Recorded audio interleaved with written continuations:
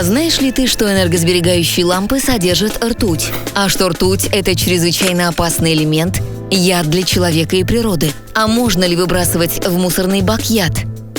Отходы делятся на классы опасности, и ртуть-содержащие лампы относятся к первому классу, наряду с градусниками, манометрами и барометрами. Сдавайте отработанные лампочки в специальные пункты приема. Это твой первый шаг, чтобы спасти природу.